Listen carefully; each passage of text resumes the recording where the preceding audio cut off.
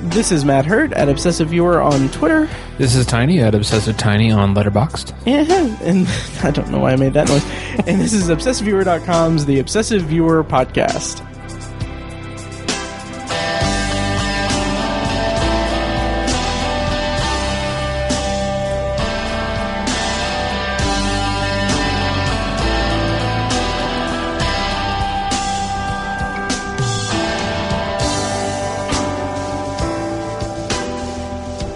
Hello and welcome to The Obsessive Viewer. My notes are not on my phone. We are a movie and TV podcast that covers a specific topic, be it genre, trope, movie, or show, each episode. And seriously, my notes are not on my phone. Maddie. Yeah, I know. This is getting less and less endearing. A disaster? Yeah. Oh, yeah. Okay. You can find more of our work at obsessiveviewer.com. You can also like us on Facebook and join the Facebook group at facebook.com/theobsessiveviewer. And you can follow us on Letterboxd at Obsessive Viewer, Obsessive Tiny, and I am Mike White. And joining us today for a very special episode of the podcast is one of our Patreon supporters, Mr. Ben Sears. How's it going, Ben? Hello. Thank you. Yeah, thank you for paying us and for being on the show. So we just did a Patreon specific or Patreon exclusive recording where we talked about some of Ben's favorite movies and his history with listening to us yammer on about movies for the last several years. So yeah, check that out at patreon.com/obsessiveviewer. But Ben, welcome to the show and welcome listeners to this show. And yeah, I don't know. Thank you. Yes. Thanks for having me. Yeah. So you specifically requested to be on an episode going through the Oscar nominees. And we're super excited to have you on for it. But first, we do have a couple of news items to go through, or a couple of things that we want to mention. Letterboxd. We'll save that for a second. Sorry. Friend of the show, Dave Chan he is a filmmaker from Navy Yard Films. He and Michael Goldberg had submitted one of their short films for the inaugural first one. Yeah. So Dave Chan, he has an interesting project that's coming about. It's, called The Secret of B, which he is currently having a Kickstarter for it. So I definitely recommend supporting that. Basically what happened was in his 30s, he discovered that he was adopted. And he had no idea, and he just found out that basically everyone in his life just decided not to tell him that he was adopted. Mm-hmm. So The Secret of B is a project that he's going to do that he and a filmmaker, I don't have her name offhand, but they're going to make a documentary about his search for his birth parents in China.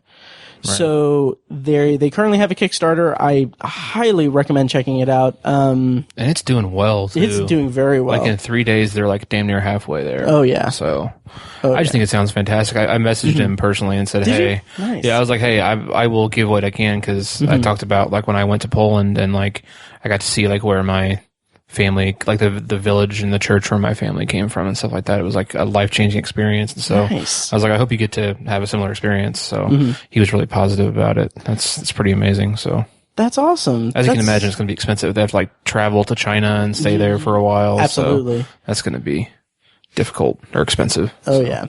And they're going to have to do like private investigators and like that's one of the things that is really interesting to me. I haven't had a chance to back it yet because I'm kind of broke, but right.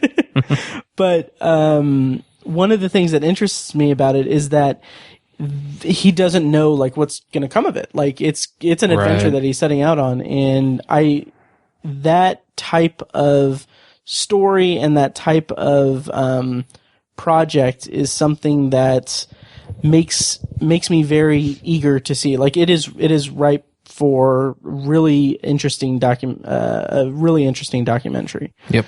So that's The Secret of B. It's on Kickstarter right now. The Kickstarter is running until the end of February. As of this recording, there are 25 days to go, so it'll end February 28th. I'm gonna back it as soon as I get paid. It's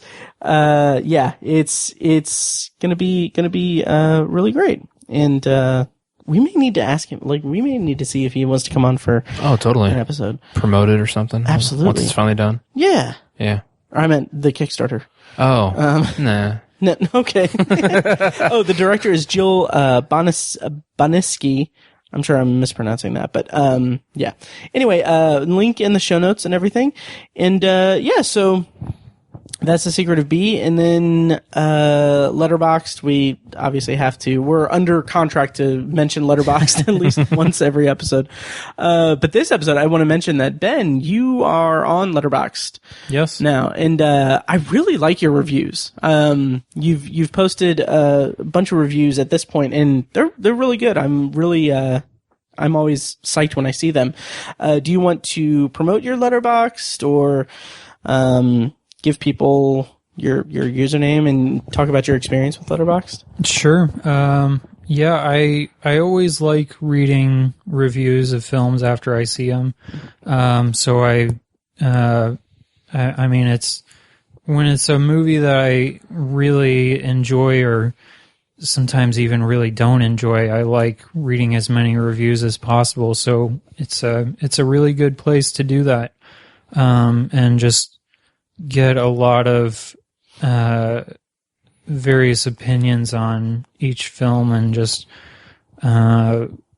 what everyone thinks about it. And there's some things that people say in their reviews that I never even considered before. It's something that I hadn't noticed. I'm really liking it so far.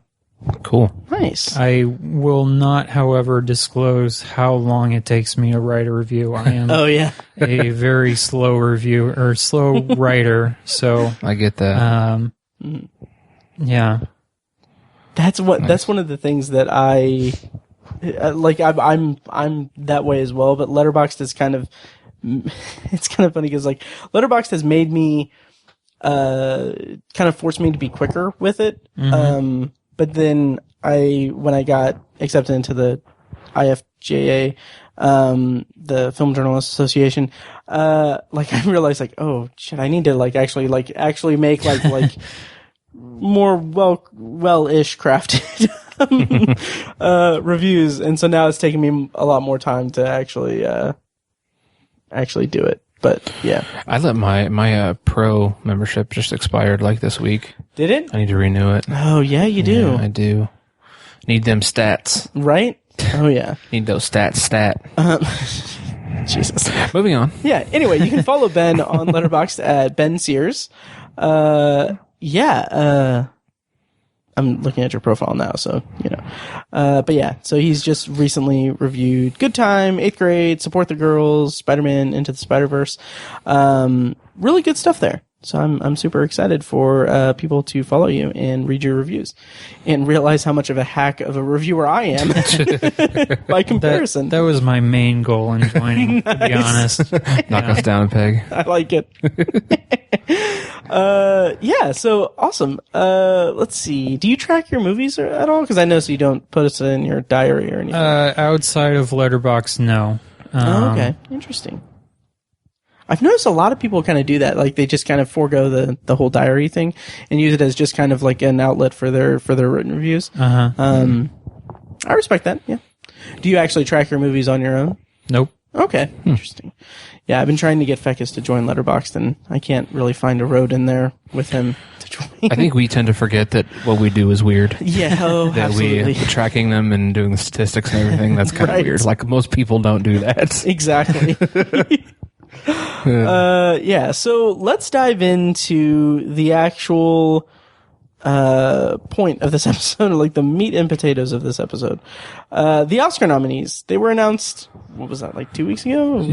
Something like that, yeah. 21st or 22nd, I think. There we go. January. That's why we've got you there. Yeah. Got you. That's why we got you in the hot seat there. Yeah, and when they were announced, I was at work and like I just kind of had my headphones in and everything because like I usually listen to podcasts and everything while I work, and then I just kind of like discreetly put my phone, kind of propped it up and had it on YouTube, and I was like watching the live thing. Nice. It was the announcements were made by Kumail Nanjiani, and I don't remember who the woman was. Or I don't know if I knew her from anything, but they had some. Pig. Did you guys? You sexist pig. I know. I'm sorry. Did you guys watch the announcements at all? Or No. No. Okay. I think I might have caught the end of the live stream, like, because I think it started at some weird time, like 8:20 or something. Was it? Okay. It was like 8:20 in the morning, and it was Yeah. like 5:20 in LA, and they kept harping on that. Like, it was, I don't know, like, Kumail Nanjiani's a very funny person, but like, their banter back and forth was like, it was like clearly like just completely improvised off the cuff, which was fine, but it was like they kept referencing how little sleep they had, and I was just like, okay guys, you're kind of beating a dead horse here, but also it's like, that's not, I wasn't watching it for like the banter. Yeah, that's kind of always the running joke when people ask the nominees like their reaction. They always say like, "Oh, I slept through it." So yeah. Well, it's weird they do it like in the morning. Why isn't it like a more prime time thing? Yeah, that's a good point. I I'd kind of watch wonder. it. Me too. Yeah, I would. Oh yeah, I kind of wonder what, like, why, like, I don't know, because it seems like the Academy is kind of struggling with their viewership of the Oscars anyway, but like they could totally do like an announcement kind of primetime event, but yeah, I don't know. Yeah, so the nominees came out and I watched the live thing. It was not really much to write home about. Let's dive into the categories, really. I'm going to kind of start from the bottom. We'll skip some of the more technical ones, but basically the structure of this episode is going to be, we're going to talk about the nominees in each category and which ones we like, which ones we've missed and are going to prioritize seeing, and give our picks for who we think should win and who we think will win, in each category. I do want to say just up front, just to brag a little bit, I'm very proud of the fact that this is the first year ever that I've seen all of the Best Picture nominees before they were announced. Yeah, that's pretty big. So, yeah. So, I don't have a lot going on in my life. Okay, so let's start with Best Original Screenplay. I'll run down the nominees, and the nominees are Best Original Screenplay are The Favorite, First Reformed, Green Book, Roma, and Vice. Now, Ben, how do you feel about the original screenplay nominees? I could probably do without Vice. You'll probably learn as we go on throughout this episode. I didn't really care for that movie overall. But the screenplay, really, I just didn't. It was kind of problematic for me. Yeah, I mean, 2018 was a really good year for original screenplays. Yeah. We were talking about 8th Grade should have been in here. Maybe Sorry to Bother You, I thought was a really good original screenplay. Definitely. A Quiet Place, I think, would have been nice. I understand why it wasn't, but but yeah, I think I'm really glad that Paul Schrader for First Reformed got nominated. I wish that film would have been nominated a little bit more, but me too. At least he got a screenplay nomination. So, Yeah. Tiny, have you seen First Reformed yet? The only one of these I've seen is Roma. Oh, interesting. So, Man. I know. Interesting. Are there any that you missed, Ben? I have not seen Green Book. Okay. Green Book. There's going to be some soapboxes. I'm going to go on.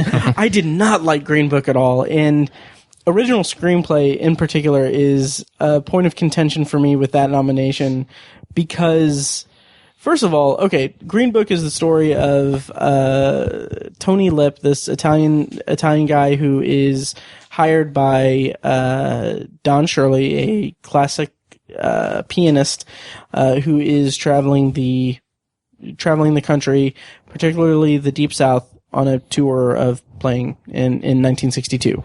The movie is so not good. It's like the most cookie cutter safe, Oscar bait kind of movie. And it's like, and I've made this argument on the podcast, I'm sure. And pretty much any time anyone brings it up I'll run around the streets yelling at people. But,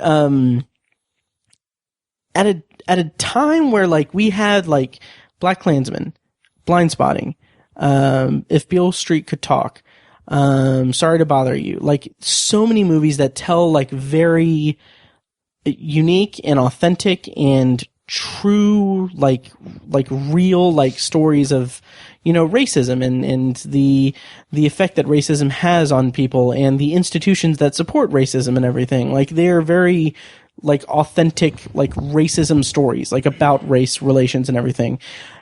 And then we got Green Book, which is the most like pandering,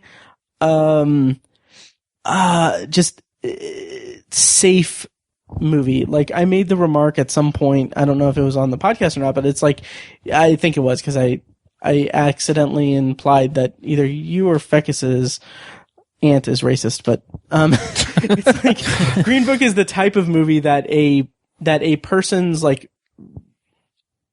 okay, I'll refine this a little bit. Green Book is the type of movie that you would see a distant relative proclaiming as a great movie on social media, and then when you see them at like Thanksgiving dinner, they're talking about building a wall and about how and they'll say like the most racist things. Gotcha. Yeah, because Green Book is the type of movie that is geared toward like I've heard it referred to as the old guard of the Academy, like people that are It's a movie that makes white people feel good about themselves. Exactly. Yeah. Oh boy. Yeah. I like I said, I haven't seen Green Book, but I feel like I have seen Green Book, if that makes sense. Me too. Like it's about like a white guy learning to accept a black guy. Yeah. Right? Yeah. And that's one of the biggest kind of grudges I have against it, is that it's not. That sounds terrible, but one of the biggest grudges I have against Green Book is that it is this movie that tells a story that is worth telling. Like this is a true story based on a true friendship, is what it's billed as, which feels just pandering and just hollow. But it tells the story that does deserve to be told, but by the end of it, it's like, it's not really a spoiler to say like, oh, they become best friends. And it's like, it's the struggle of these two people who are completely, different coming together and becoming friends, which that's an admirable story. But like, by the end of it, like, it is very distinctly like, oh, we solved racism. Like, God. It's so frustrating. It's really a shame too. Yeah. Also, there is a scene where,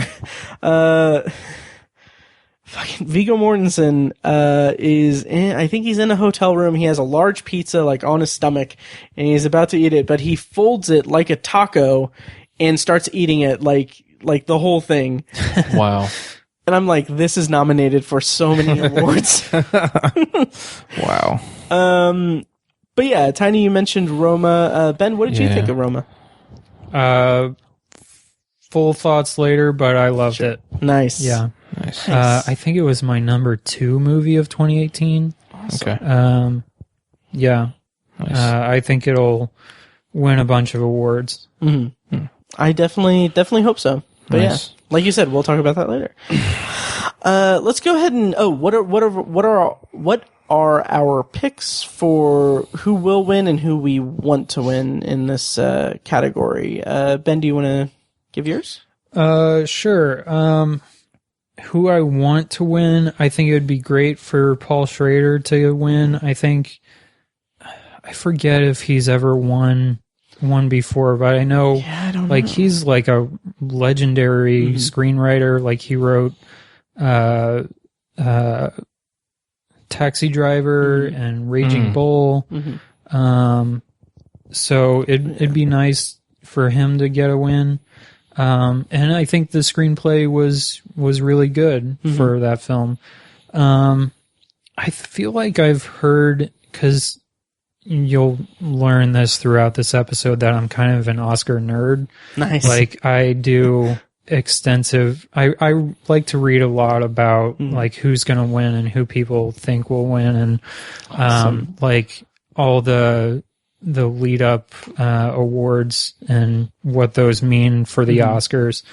But I think I have heard that, I can't remember if it's the original or the adapted screenplay categories, but this, people say, tends to be like a runner up for Best Director award. Oh yeah. Like last year, I think Jordan Peele won it. So if we're basing it off of that, it's probably either gonna be First Reformed or The Favorite. Although I could also see Roma winning. So I'll just say I think The Favorite's screenplay was really good, so I'll say that. Okay. Nice. Tiny, any? Yeah. Well, I didn't say, but I'm not sure. I think Roma belongs on the list. Interesting. Just because, I mean, it didn't have a plot, and it's like that's kind of a big deal when it comes to writing. So I love the movie, or I thought it was a really good movie, but I had my issues with it, and that was one of the issues, and so I'm not sure it belongs on the list. But anyways, I haven't seen the other four, and so, but like as far as what intrigues me the most, I think The Favorite. Original screenplay. That sounds like a very original concept for a story. I don't know if that doesn't have any bearing on it, but The Favorite sounds like a really original kind of story. So, that would be fun to see that win. But as far as who will actually win, I really don't know. I was surprised to see Vice nominated for that. The Academy really likes Adam McKay. They just, I don't know why they enjoy his stuff so much. I do too. I'm not trying to shit on him or anything, but, so yeah, I really don't know what will win, but I think it'd be cool to see The Favorite win. Yeah, and I agree. The Academy does love Adam McKay. I just think he's just okay. Okay. For me, I would really like to see First Reformed win as well, just because I think it got snubbed for pretty much everything else. Yeah. We'll get to that when we get to Best Actor, but travesty because it's Ethan Hawke's best performance I've ever seen of him, and I would like to see Roma win, just to spite Tiny. But no, because I do think that like, to Tiny's point about it not really having a plot, in terms of the actual writing, like, and I talked about this in the review, like, the first like half of the movie isn't necessarily compelling, but I was still invested in it, and by the end of the movie I was like just kind of enraptured by it. I think that's a good feather in the cap of the writing, is that even if it has no necessarily plot, it's not a plot driven film, like it still tells its story in a very very clean and interesting way. But for what I think will win, and this is going to be a recurring thing because I'm just going to be a downer, I think Green Book is going to win. I have this really deep-seated fear that Green Book is going to sweep. Ew. And I really hope it doesn't, because I have such a bug up my ass about that movie. Yeah. So let's go ahead and move on to adapted screenplay. I'll run down the nominees. A Star is Born, If Beale Street Could Talk, Can You Ever Forgive Me, Black Klansman, and The Ballad of Buster Scruggs. Now, of these nominees, I haven't seen Can You Ever Forgive Me. I just Same. kind of missed it. Okay, nice. And Tiny, have you? I've only seen Black Klansman. Dang. Yeah, Okay. I know. You didn't see The Ballad of Buster Scruggs? I haven't watched it yet. Interesting. Yeah. Okay. Ben, what do you think of this crop of nominees for adapted screenplay, and who do you think deserves it and will get it? I don't know of any snubs for this category. I can't really think of a whole lot that was that was adapted that didn't get nominated. But yeah, it's a pretty solid category. The Ballad of Buster Scruggs, as good as that film is, I think it has some weak spots. The last little vignette or the last story, I didn't really care a whole lot about. I guess I probably need to rewatch that, but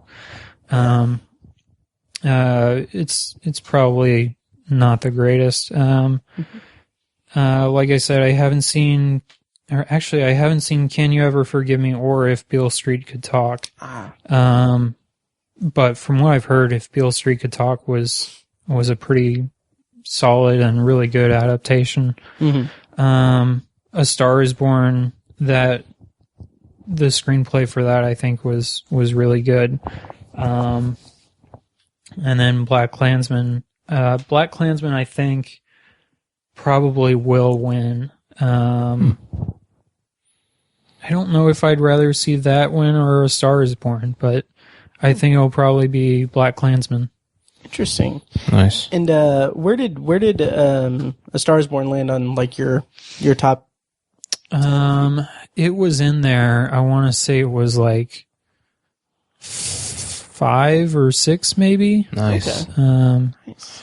I think it finally comes. I think it's finally available for rent on VOD like the week before the Oscars. So Oh yeah. I'm gonna try to squeeze it in before. It is also playing in theaters. It's still in theaters. Yeah. Well, AMC is screening the Best Picture nominees. Oh, okay. Yeah. I might try to catch it then.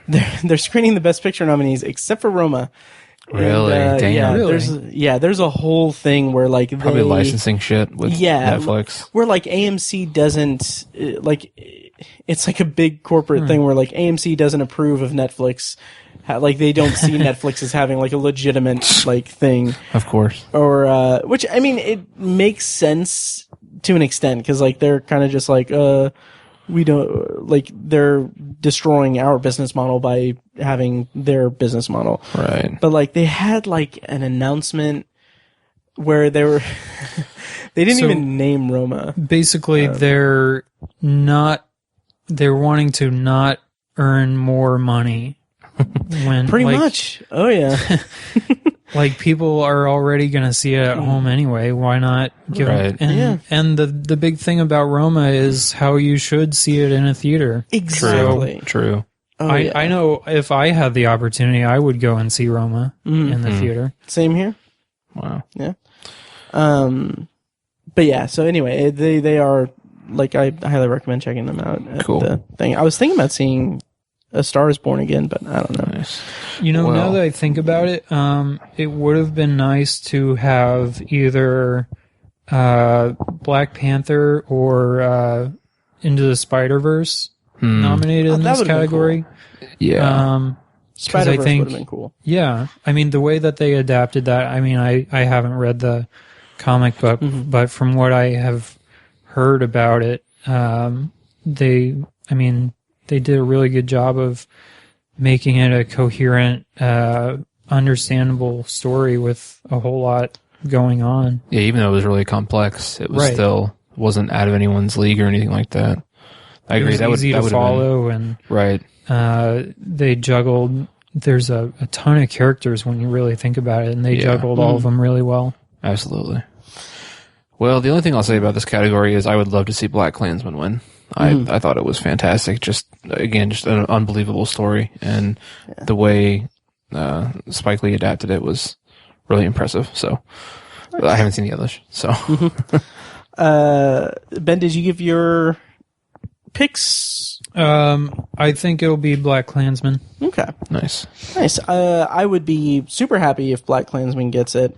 I would love to see if Beale Street could talk, if only because it was snubbed for Best Picture, which I think was totally uncalled for. Like, it should have been nominated for Best Picture. That was surprising, yeah. Yeah, and like the movie it's beautiful. It's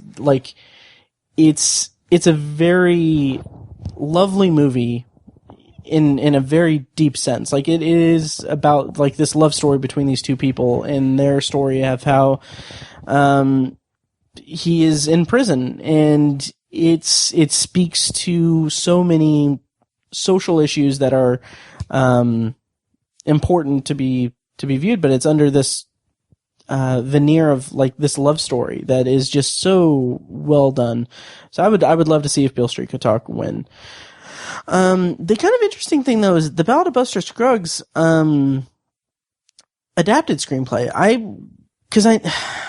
I haven't researched it or anything, but I kind of thought it was an original property. Like, I know that's what I thought. Yeah, like I know that the framing device is that there's a book, but I looked it up because I wanted the book, but the book doesn't exist. I don't know what it could possibly be based on. Let me actually look that up because that's going to bug me. Buster Scruggs. And I don't know if that was actually nominated for really anything else. The Ballad of Buster Scruggs. The song was nominated. Oh, yeah. Okay. And I think it's the song at the very beginning that Tim Blake Nelson sings. Yeah. Which I really liked the song at the time. It's not going to win, but... Right. Oh, yeah. And it was based on a story by Jack London. So, interesting. I wonder if maybe that's one of the stories was based on it. So that's adapted screenplay, and shall we move along to visual effects? Yeah. All right, so let me run down these nominees. Visual effects are Avengers: Infinity War, Christopher Robin, First Man, Ready Player One, and Solo: A Star Wars Story. Which, when Feckus was on, he mentioned I think we talked about Solo in some context, and he was like, Academy Award nominee, Solo: A Star Wars Story. And I was like, yeah, that's true, but like, in terms of visual effects, like, it's deserved. Like the Kessel Run sequence, even though I didn't think, I wasn't engaged with the movie or anything, the actual visual effects in that sequence was really interesting. Yeah, and the train heist. Yeah. Saying I thought was... Yeah, that too. Matt? Yeah. I can only give praise to Star Wars. I can only give so much praise to Star Wars. Hater. Hater's gonna hate. Ben, any of these movies you haven't seen, and what do you think of these nominees? I have not seen Christopher Robin. Same. I'm okay with the nominees. I'm kind of surprised about First Man just because there wasn't... I mean, there's... Obviously, they didn't land on the moon themselves, right. But other than that, I don't know if there were a whole lot of special effects sequences or images. Yeah. I mean, it's... that aspect of it was pretty good, I think. That being said, I think it'll probably either go down to Avengers or Ready Player One, just because the sheer amount of visual effects that were in those, like, without them, those films would not have really existed. Right.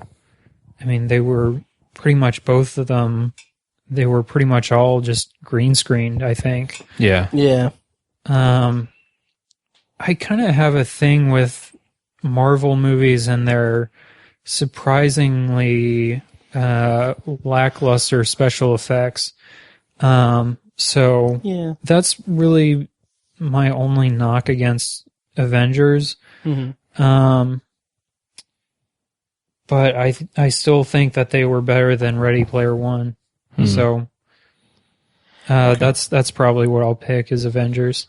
Yeah, and I totally get that about Marvel because going back and watching like Black Panther in particular, and I haven't revisited Ant-Man and the Wasp yet, but Black Panther, like the visual effects just aren't really that. Oh yeah, great. that was it was to me it was the worst part about Black Panther. Yeah. Absolutely. Yeah, I talked about the final battle where like it's two black panthers fighting in a dark black cave, and so Right. like there's no color to it. It was really yeah. And I will say this for a movie that involves for when you think of visual effects that involve trains, I will give the edge to Solo: Star Wars Story over Black Panther. Thank you. For 2018. But, was that so hard? Sadly, there's not a visual effects on trains category yet. Trains, planes, and automobiles category. Yet. You would think it'd be for comedy, but no, it's for movies involving plane and train. I'll put a link in the show notes to my petition online, and we will get this corrected. But yeah, I think I think you're right, Ben, that Ready Player One and Avengers are kind of the two that one of the two will get it. I did appreciate the visual effects in First Man, because it was more low key, I guess. Like the actual, obviously the big set piece of the moon landing, spoiler alert, is really jaw-dropping and really impressive. But also there's some really good kind of visual effect flourishes that go into making the failed attempts and the different attempts throughout it. Even though I didn't really like the movie as much as I hoped I would, I did appreciate the visual effects. But I would give the edge to Avengers Infinity War, for my pick personally, just because Ready Player One, even though I adored the, Shining sequence, so much, that was so good. It did, like you said, Ben, both of those feel like just green screen everything. But I would give the edge to Avengers just because Thanos was a completely CG character, and I feel like they really nailed it with that. So yeah, Tiny. Yeah, so I didn't see Christopher Robin or Firstman. But I agree. I think it's between Avengers and Ready Player One. I actually will give the slight edge to Ready Player One. Oh, interesting. I think all the licensing made it even more difficult, because you have to get things look accurately like their original properties, That's true. and just that final climactic scene was just, the detail was unbelievable. And they could have just chosen to have the setting for that somewhere else, but it was during a snowstorm, up on a mountain or something. I was like, man, they just didn't cut any corners on that scene, and really the detail was just amazing in that scene. And that was one of the only things I really liked about that movie. I was pretty disappointed by it. Read the book. It's amazing. So I actually give it a little bit of an edge to Ready Player One, but I think Avengers will probably win it. Okay. So, yep. Nice. Yeah, so that's visual effects, and let me see which ones. I'm gonna kind of skip ahead a bit to production design. So for production design, we have Roma, Mary Poppins Returns, Firstman onto the lunar surface, or onto the lunar verse. That's not the name of the movie. Yeah. I'll add the it's not later. The Favorite, and Black Panther. So production design, what did you guys think? I didn't get a chance to see Mary Poppins Returns, yet. Ben, are there any that you missed, and how do you feel about this category for production design? I also didn't see Mary Poppins Returns, nor do I really plan on it. Yeah, I mean, production design, I think, for the most part, is just something that I just don't really pay attention to the first time that I view something. I can understand why all of these were nominated. I really liked the design in The Favorite. the palace or wherever that was. I really liked all the detail in all the rooms. There's the Queen's room that most of the film is in, I think was really well done, and there's a lot of really cool details and just like the artwork on the walls and some of the different settings just around that whole palace was really well done. And it kind of felt like when I was watching it, I felt like even though it's this big sprawling castle, I still felt like you could easily get a sense of like where things were, if that makes sense. Totally. Oh yeah. And just where they were like in relation to other rooms and other spaces. So I think that would probably be my pick of what I think should win. Black Panther, when I sit down and think about it, I think the production design there was also really, really good. Specifically, like all the lab and Wakanda, that was really interesting. There's the cliff scene where they do all the fights. That's right. That was really interesting. It's kind of like an understated production set, I guess. Totally.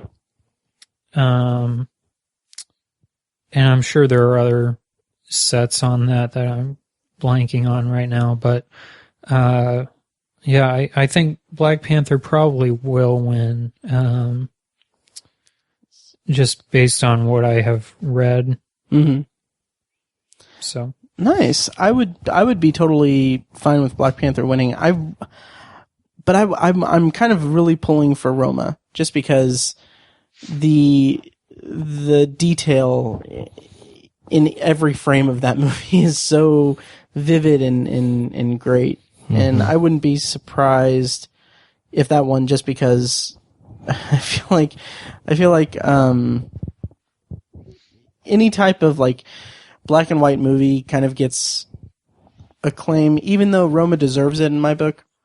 In my green book, that's stupid. Ugh. But even though Roma deserves it, it's I feel like there's kind of an air of pretension, and I don't know, an air of like people think that like, okay, a black and white movie has like kind of this esteem to it that people put into it rather than it earning on its own. I don't know what I'm getting at with that, but yeah, I think that it deserves it, and I would be happy if it wins. well, and there are a lot of sets when you sit down and think about it. There's a lot of sets that they had to build or work with.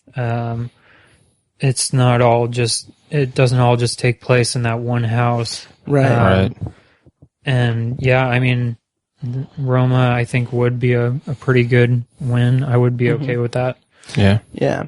And with so many like long takes in that movie, that there's so much that goes into it, like the production design had to be on point. Yeah. Yeah. Like when you think about like the big set pieces, like, yeah, those are great examples, but also like there's a 360 scene where Cleo is just cleaning up the house, and it's like the camera follows her around. Like the level of detail, like I said, in every inch of the frame in that scene is just, it's so vivid to me, and it's really gorgeous. So Yeah, Rome was my pick. That's what I want to win, and I think it will win also. For all the reasons you guys said, the logistics of filming that movie just seemed like a nightmare to me. And like, as far as I can tell, basically very little or no CGI. So it's like everything was practically produced, they built everything practically and all that stuff. So that's another layer of challenge built into filming that movie. So that's what I want to win, and I think it will. Roma. Nice. Yeah.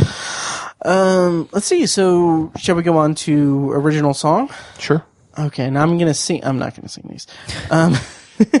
When a Cowboy Trades His Spurs for Wings from the Ballad of Buster Scruggs. I'll Fight from RBG, which I realized, like, in the last episode I kept referring to it as RGB, which is obviously wrong. Shallow from A Star Is Born. The Place Where Lost Things Go from Mary Poppins Returns. And I kind of went out of order. All the Stars from Black Panther. It's Shallows to lose, obviously. Yeah. Like, This one's pretty much a slam dunk. Yeah. What do you guys think of the other songs? Have you heard the other songs? I don't remember All the Stars. And When a Cowboy Trades His Spurs for Wings was fine, but it didn't have Lady Gaga, so I'm good. I mean, Tim Blake Nelson is kind of a country Lady Gaga, I would say. Nice. They're easily mistakable. Yeah, easily. Totally. I'm not really thrilled with this category or excited about it because I just can't really.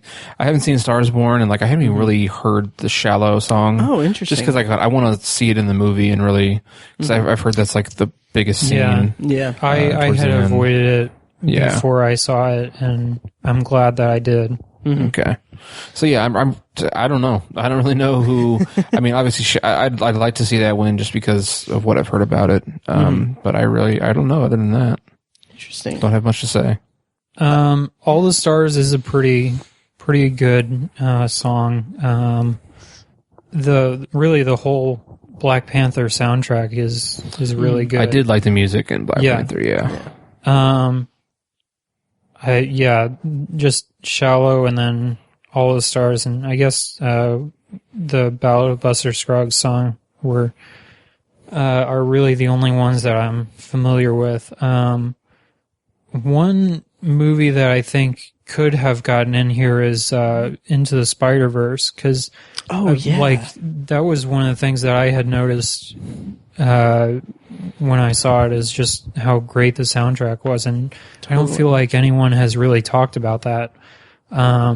There's one song in particular, it's like at the end when he becomes Spider-Man and he gets his costume and all that, and it really gets you amped up. I wish that one would have got nominated. Absolutely. Nice choice. Yeah. Oh yeah. So congrats, Lady Gaga, for the win. Yeah. She's one step closer to an EGOT. Right. Yeah. Original score. This category is fun. Mary Poppins Returns, Isle of Dogs, If Beale Street Could Talk, Black Klansman, and Black Panther.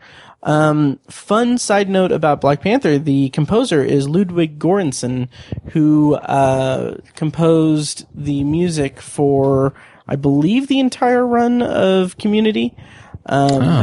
Yeah, and I was like when Community was first starting out, like I loved the music in it. I was just obsessed with it, and also he helped or worked with Donald Glover for a while, at least, for his Childish Gambino work. So, oh, cool. Yeah. So it's cool to see him nominated for a freaking Oscar. Yeah. What do you guys think of this category? Ben, any of them stand out? Short answer, no. I don't know. Again, just the score is not really something that I tend to notice on my first viewing of the film. Like Black Klansman, I totally don't remember any of the music there. Yeah, me neither. Black Panther, same. I mean, other than the soundtrack, I don't know. Yeah. Isle of Dogs, I don't. Yeah, I mean, no, I don't really remember any of that either.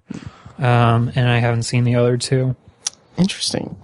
I'm surprised to see Isle of Dogs even in the running for really any of the nominations, just because it came out kind of earlier in the year, and I liked it quite a bit, but I haven't really given two thoughts to it after seeing it. Tiny, any of these stand out? I've only seen Black Klansman and Black Panther. But I like Ben said, I don't really remember the music from Black Klansman very well. But Black Panther would be my choice. I really enjoyed the music, like we said earlier. So Nice. Yeah. I really hope that If Beale Street Could Talk gets it, just because that movie is so poetic and beautiful, like just visually speaking, and like the score really complements that beautifully. And really, that's the only one of the nominees that I've seen. I haven't seen Mary Poppins Returns, but like of the nominees I've seen that stuck with me and is memorable to me. I think if you had to put a gun to my head, I'd probably pick Black Panther. Nice. But I say that with very little confidence. Mm-hmm. So Nice. it could be any of these. I have no idea. So you heard it here first. Ben's official pick is Black Panther. Okay, so I know I have a feeling that we haven't seen collectively enough in this next category, but best foreign language film. I'll read the nominees: Capernaum, Cold War. Hang on. Sorry. Cold War, Never Look Away, Roma, and Shoplifters. I've only seen Roma. I've been very excited to see Cold War and Shoplifters. But I've only seen Roma, and my concern with this is that it's going, like, I have a feeling it's going to go to Roma, and then that's going to, like, not invalidate it, but it's going to split the difference for the best picture. It's going to be like a consolation prize. Exactly. Yeah. Yeah. What do you guys think of this? That was my initial fear too, but I think it's the best of these films, honestly. And yeah, if I can hop on my soapbox real quick. Absolutely. I'm kind of angry that I haven't been able to see Cold War yet, just because, I don't know if it showed it here in Indianapolis at all. It may have been at Keystone Art, but yeah. I don't know. I checked a couple weeks ago, and really all it said was coming soon. It is going to be on Amazon, I saw, but not until like the middle of March. That pissed me off so much. Yeah. Because I got so excited when I saw it on there, and it was like March 22nd. I'm like, that does nothing for me. Right. I would really like to see Shoplifters too, because I've heard a lot of good things about that. I think it was in like Cannes or Sundance or one of the major film festivals, and it either won a major award or it was one of the top films of that film festival. So I'm really excited to see that. I think it comes to iTunes in a couple weeks. Nice. So, but yeah, I think that Roma will still be the winner. Do you think that'll take away its chances for really any of the other, like, it's nominated for director and best picture? Yeah. I don't think so. I hope not. I think honestly, I think that it will win just because I feel like this will be the film that the majority of the Academy has actually seen. Yeah. I don't think they will have seen, Capernaum, or Never Look Away. Never Look Away, I think, like, just came out here in America, like, a couple weeks ago.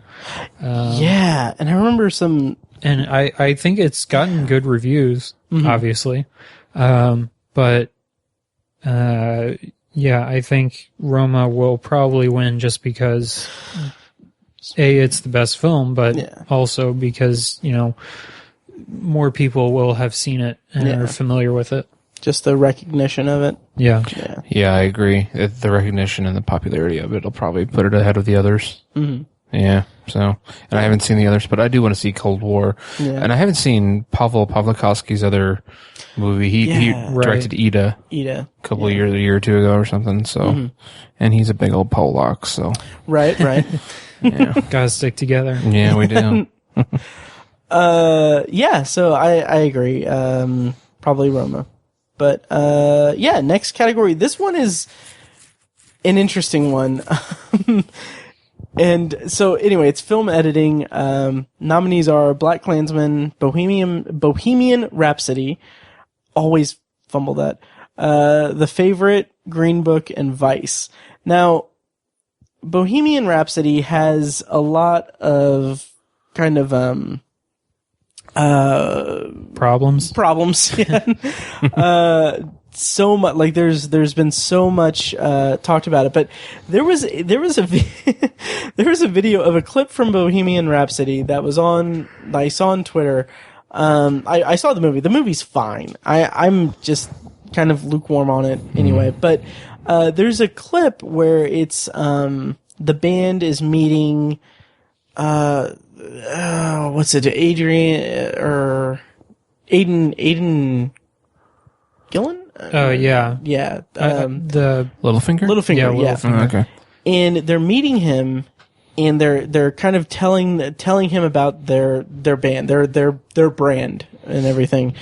And the video highlights, like it's a clip, an unaltered clip from the movie, and the editing is atrocious. Like it's probably a 3-minute clip. There's probably like over, I didn't count how many cuts there were, but like there's like probably 24 cuts.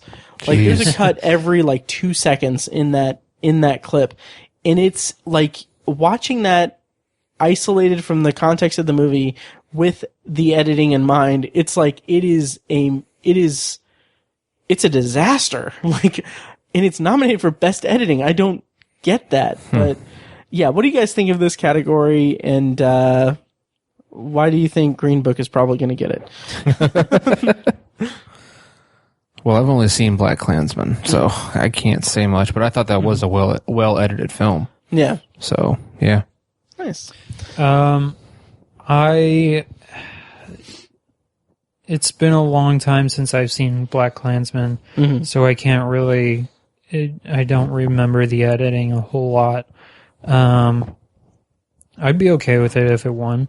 I just watched Bohemian Rhapsody last night / this morning, so it's kind of fresh in my mind, and I think it's, I mean, the concert scenes I feel like are well edited. That's fair. And there's one part, I don't know if, I guess this would be an editing thing or more of a visual effects thing or not, but there's one shot near the beginning where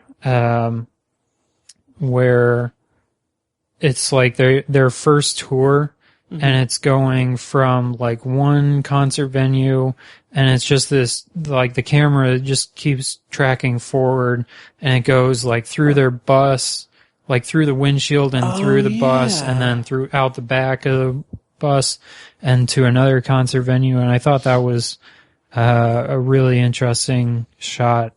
Yeah, I forgot about that. I have not seen Green Book again. So yeah, that's the only film in this category that I have not seen.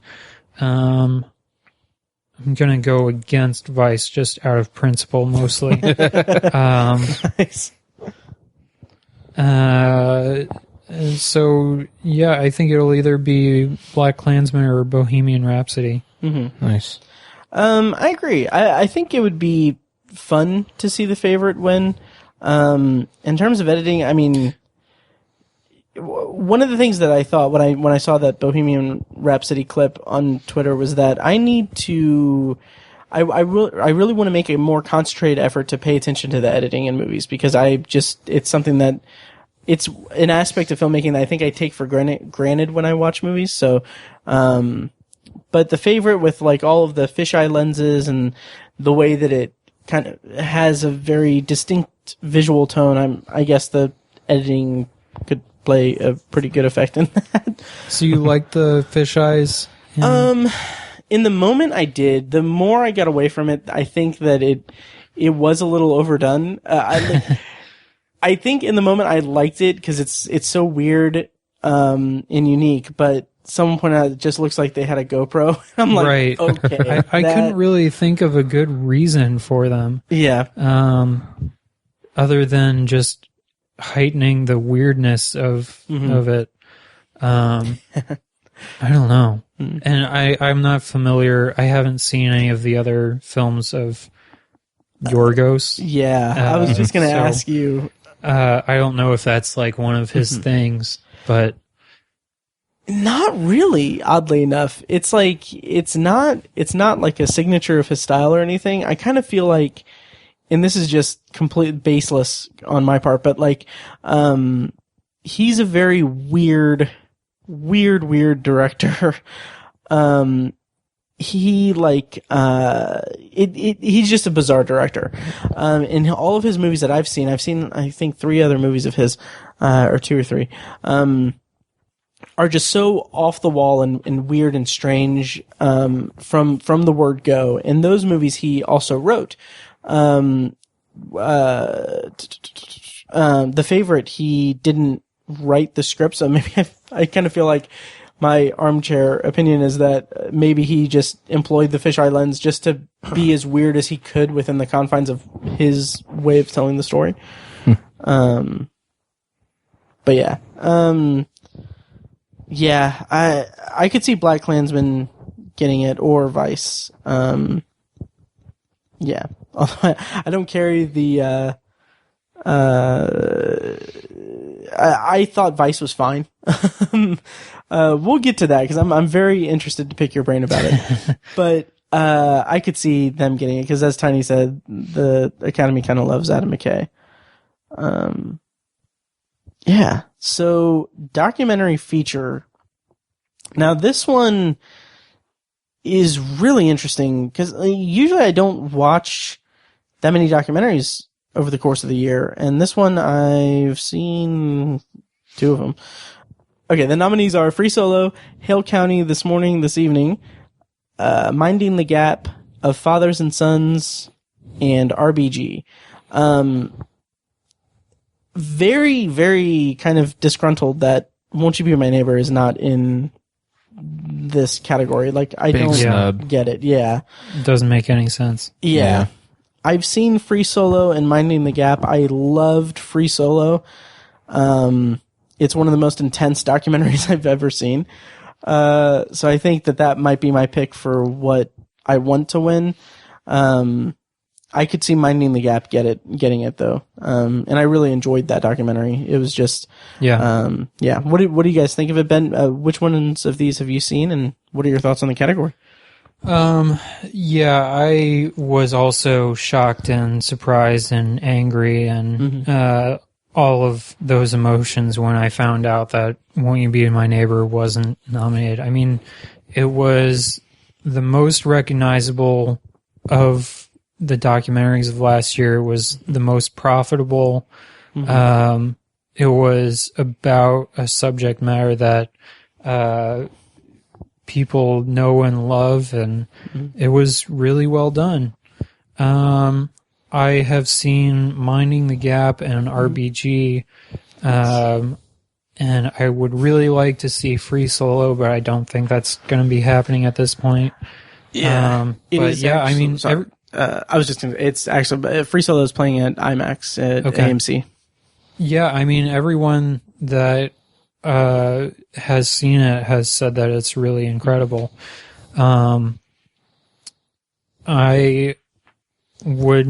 I don't know how I would ever get to see Hale County This Evening, but I'm kind of curious to see that one and of Fathers of Sons, purely just to see if they really are better than Won't You Be My Neighbor. Right.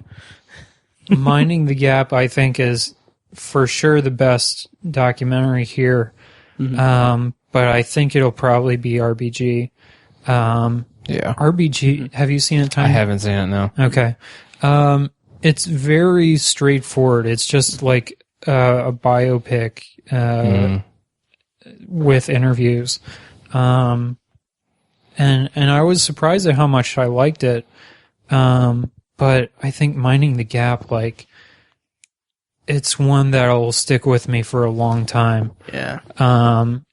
It's like, it's one of those where you don't really want to give away what it's about to people who haven't seen it, just because it's that good, and you really don't expect it out of a documentary made by a 23-year-old, something like that. Something crazy like that. Yeah. But that being said, I think it'll probably be RBG, simply because it's about a subject that everyone knows, and it's going to be voted on by a bunch of liberal snowflakes. So, Sure. So, and I think I'd be okay with it if it won. But I would be really shocked and happy if Minding the Gap won, but I think it'll be RBG. Nice. Yeah, I haven't gotten a chance to see RBG yet. Did you see On the Basis of Sex? No. Okay. Yeah. I have voiced my, not dismay or anything, just I didn't care for it, just because it feels like it's just that cookie cutter Oscar bait award season kind of like biopic thing that I've grown out of that. But the thing that I have thought about after seeing On the Basis of Sex is that, like, it's not like it's a competently made movie and everything, but what I came away from it is that I didn't learn anything about Ruth Bader Ginsburg, and that's why I'm excited to see the documentary, because I should learn a lot more about her from that. Yeah, I also didn't know a whole lot about her, and being a fellow liberal snowflake myself, I was really happy to learn more about her, and Nice. she's a really interesting subject. Nice. Yeah, so that's documentary feature, and Tiny, did you get to Oh, say- well, I haven't seen any of them, so I haven't seen any of them. Well, So. both Minding the Gap and RBG are on Hulu, so Oh, you okay. can check them out. And I think they're both like 90 minutes, so Okay. yeah, they're- I also think RBG will win as well, even though I haven't seen it, but that's just, yeah. And I recommend seeing Free Solo. Yeah, I wanna I was see actually that. thinking, because I saw it at the State Museum IMAX, the legit, like, real IMAX downtown Indianapolis, largest screen in the state, and just like seeing it on the big screen is so cool, because like the documentary is about this guy who is climbing El Capitan in that one place, Yosemite, and it's just like seeing it on the big screen is like you will be just terrified. Like, for me, I'm severely acrophobic, so I was very much invested in the documentary. I might actually go see it again, since it's at AMC and IMAX, and I have A-List. So there's our reference to A-List for this episode. Yeah.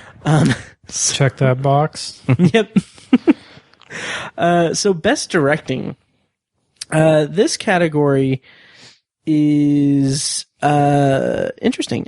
So the nominees are Black Klansman, Cold War, The Favorite, Roma, and Vice. I obviously haven't seen Cold War. My pick would be Roma, just because I'm in love with that movie so much. What do you guys think of this category? And who do you think should and will win? I think Spike Lee might win this for legacy reasons. Yeah, this is his first Best Director nomination. I think it is. Yeah. Yeah. He's had a Best It's insane. Picture, I think. I'm not sure. But I think for legacy reasons, he might kind of get, not to say that he doesn't deserve it, but I'm just saying I think that might be why he finally wins one here. I can see that happening. And I would love that, because I love that movie, and I think he was integral to it being fantastic. Would you say that it would be, that it would be the Academy, that the Academy should do the right thing and award him that? Nope. I wouldn't say that. Yeah. No. I don't think anyone would say that. But well, he's got to have it. Not she's got to have it. Anyways, I don't know. I think he got game. The favorite is the favorite here. Yeah, Nice. yeah. So I really don't know. I think Alfonso Cuarón winning would be great too, because I mean he's won at least once before. Has he won twice for directing? I don't know, but that's a good question. But I think it's just once. Okay, it would be well earned with Roma. I think I'd be fine with him winning. And those are the only two I've seen. So unfortunately, so Ben, Vice, you want Vice to win?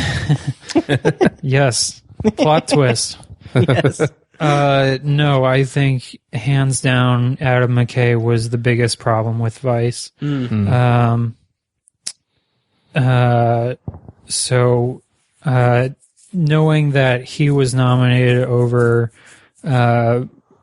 Bradley Cooper just makes me slightly more angry. And I also haven't seen Cold War, so I don't know.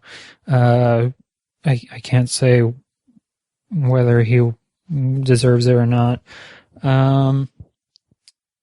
The favorite, I'm not surprised that he got nominated. I'm not even going to try with his name. But like we were talking about with the fisheye lenses and all that, I think that was, to me anyway, that was just kind of a weird thing, and I wasn't really a huge fan of the way it was directed. So yeah, I think it'll probably go down to Spike Lee or Roma, just because of the reasons that Tiny had said. I think for the longest time, I think Cuarón has pretty much been the front runner in this one. yeah. Unfortunately, I can't make 100% accurate prediction. Apparently, I'm looking this up right now. The Directors Guild Awards are being announced in like 2 hours. Oh, damn. So, unless we want to pause this and wait to see, then I could probably make a better prediction. Right. Whether it's Cuarón or Spike Lee. So I think this may be kind of a cop-out, but I think whoever wins the DGA will win this. Yeah, probably. I think it'll probably be Cuarón. Okay. I wonder, is that like historically? Do you know if that's matched up in? I'm sure I have read it at one point, but I forget. Yeah, I think it is generally a predictive award. Yeah. Gotcha. Huh. But I don't have any stats to back it up right now. Yeah. We'll see. Yeah. Did you say who you think will win? Did I? I don't think you did. Oh, okay. Oh no, yeah, because I made the shitty joke about Vice. It's tough because I feel like this is. I don't even know if historically it's been done this way, or I think actually maybe. Usually, my understanding is that director is. And maybe did you say this before? Director is kind of the runner-up to Best Picture. Yeah. Historically, like I know that oddly enough, I think it was Alfonso Cuarón back in 2014 got Best Director and Best Picture for Gravity, Right. and I think that was against the norm. I don't know how it's been done. Gravity did Since not then. win Best Picture. Oh, okay. I'm trying to remember what year that was. Didn't win Best Picture or Best Director? He won Best Director. Okay. Um, And then, oh yeah. I don't remember. I've got all my years mixed up. Yeah, that would have been the 2014 Academy Awards. I thought, well, maybe not. Yeah, I thought it won both. That was that the year of like Spotlight and The Revenant? No, Spotlight was Spotlight was like 2 years ago. 2016. Yeah. Was that the year of 12 Years a Slave? Oh, no, I think that was the next year. Hang on, I've got... No, that was the same year. Was it? Oh, okay. Yeah. Gravity, Quaron, 12 Years a Slave was Best Picture. Oh, okay. Well... Thanks, Google. Yeah. Okay, yeah. So, I don't know then. I would like to see Roma get it, but I could see Black Klansman getting it. Yeah. Like Tiny said, for a legacy win. No, I'm not sure how much the Golden Globes matters, but Quaron won for director and the Golden Globes this year. Oh, yeah. Okay. Nice. So that is Best Director. Yeah, Bradley Cooper wasn't nominated. That's a shame. Want to jump to cinematography? Yes. So cinematography, we've got Cold War, The Favorite, Never Look Away, Roma, and A Star Is Born.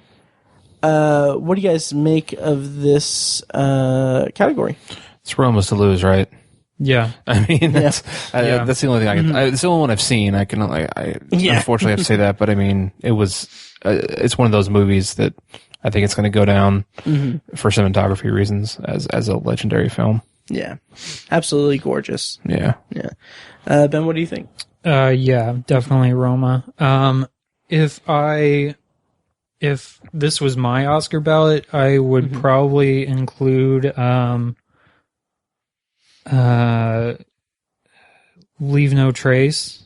Have you guys seen that one? I have seen that. Yeah. I think the cinematography was really good on that one. That was pretty good. I'm trying to think of any others that I think should be in this. I can't speak to Never Look Away or Cold War, but it's going to be Roma.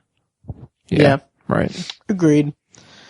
Okay, moving right along. Animated feature. The Pixar Award. Yeah, right.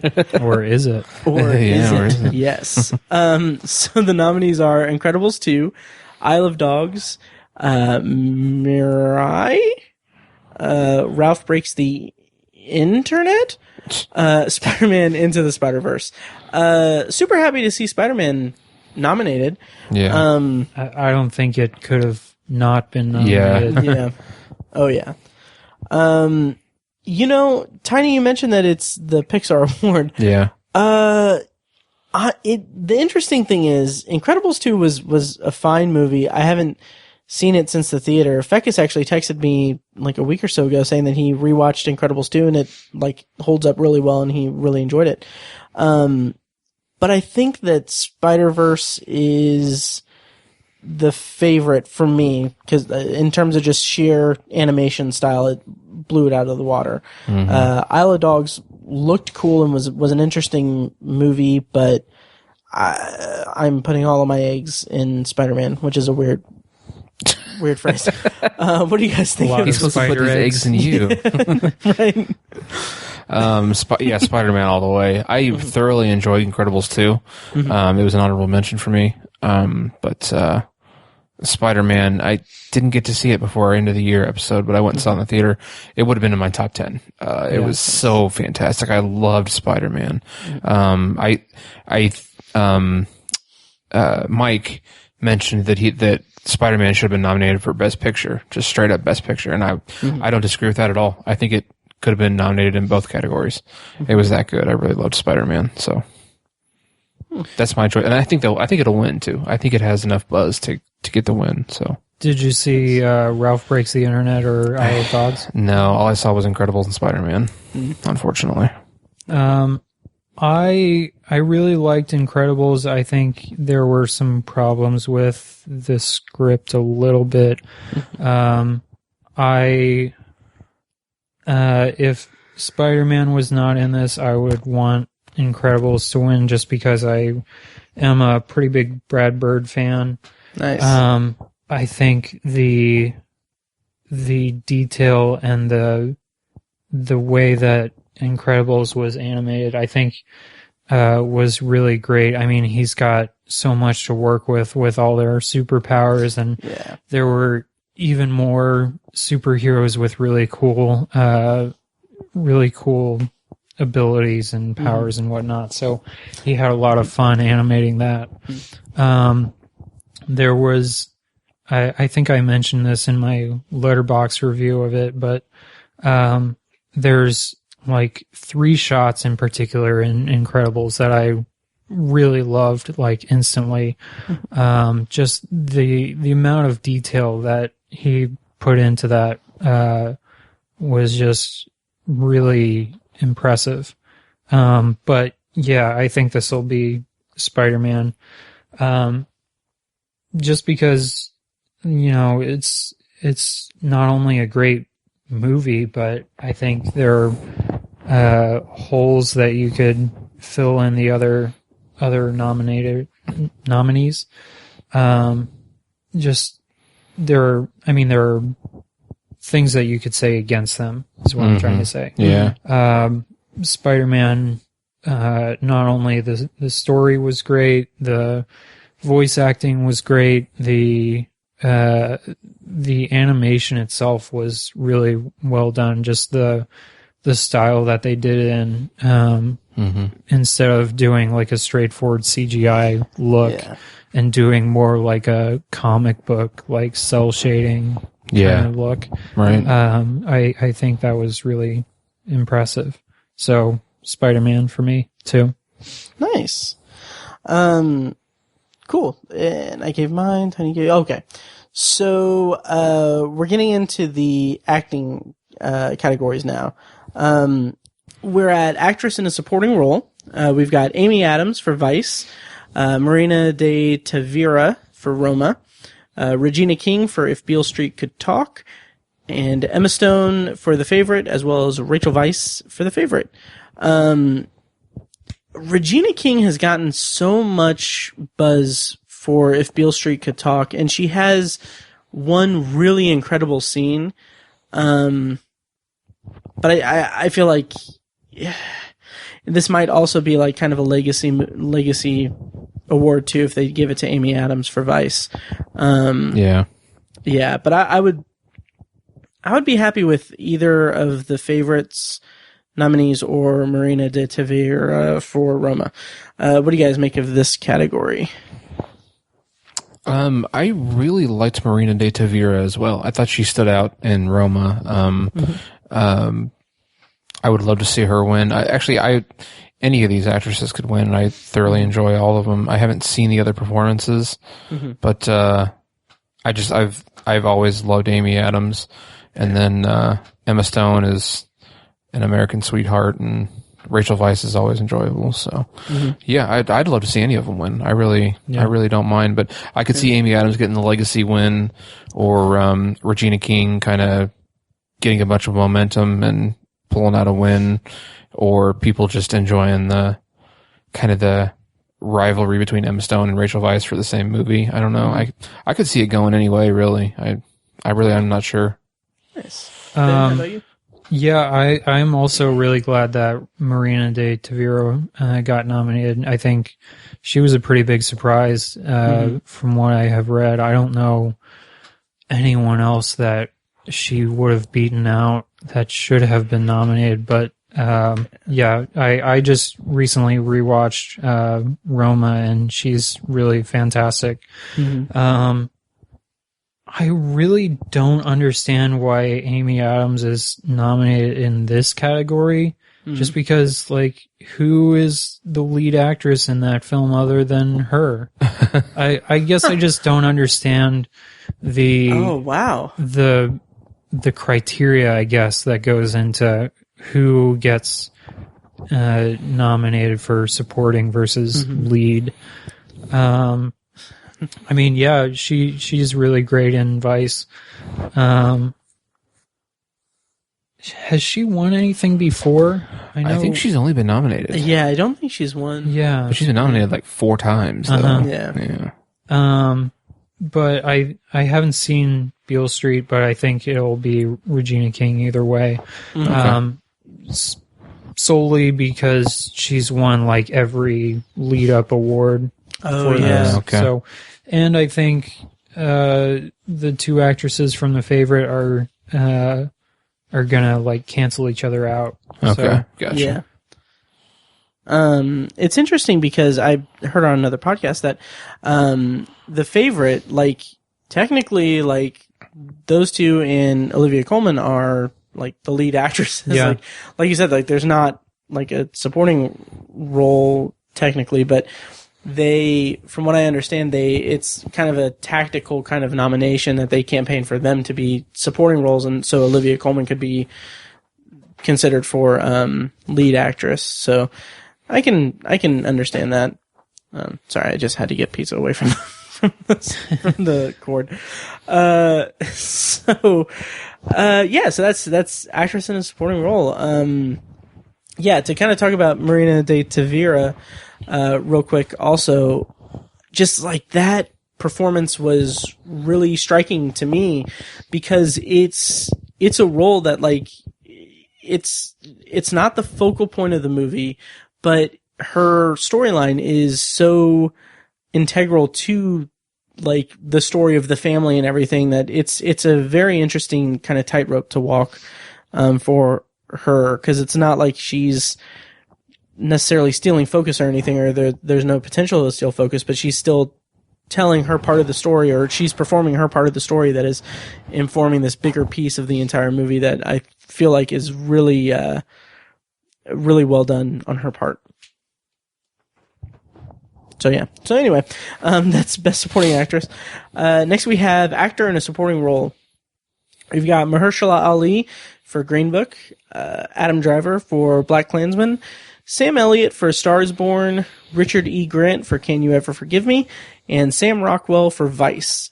I think this is Sam Elliott's first nomination. I think it is. Yeah. Mm-hmm. I would love to see him get it, but I feel like he didn't really stand out to me that much in A Star Is Born. What do you guys think of this category?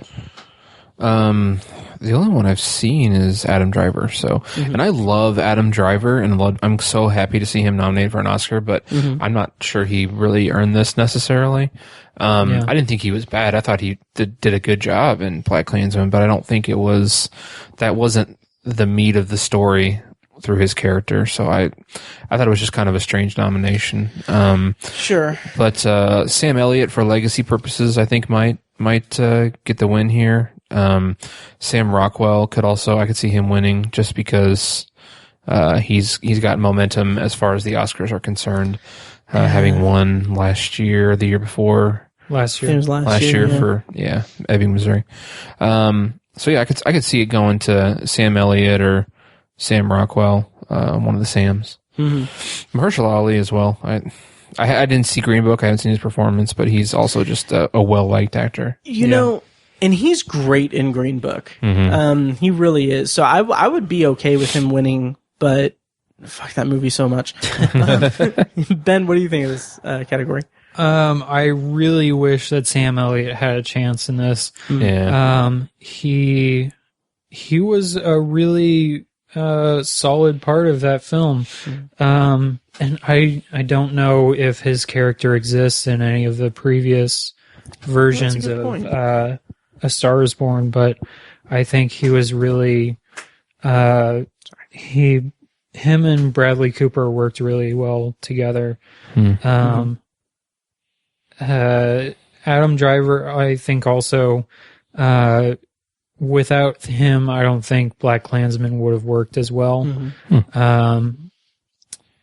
Sam Rockwell, I mean, I don't know. I mean, Yes, I did not like Vice, but I don't know. He was okay. I've read someone say like he was doing his best Will Ferrell impression of George W. Bush, which I can totally see. Mm-hmm.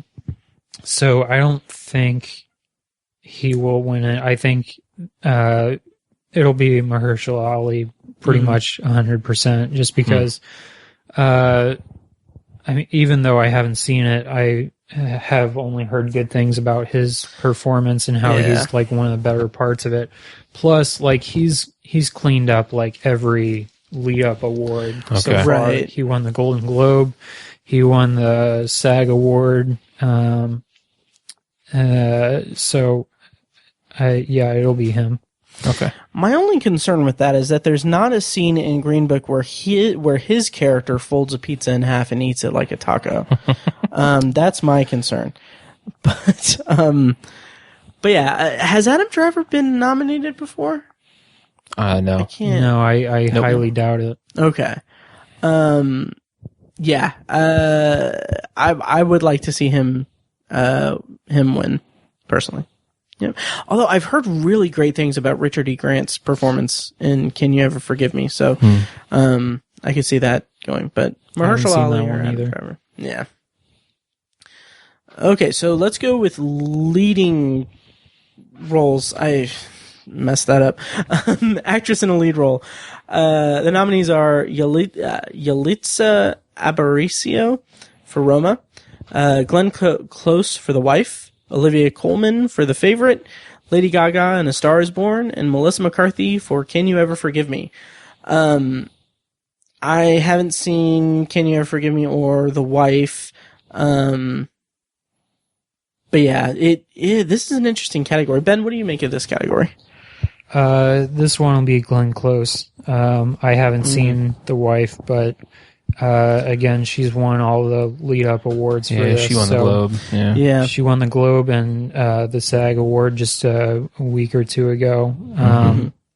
So it'll be her. I wish that it was Lady Gaga, but I mean, Glenn Close I think I heard she's got the most nominations without a win of any actor or actress. Oh, wow. Damn. So far. So, from what I've heard, though, I mean, this isn't her best role that she's ever done. So, but yeah, it'll still be her. Nice. And yeah, Olivia Colman also really good. Really glad that Yalitza Aparicio got nominated.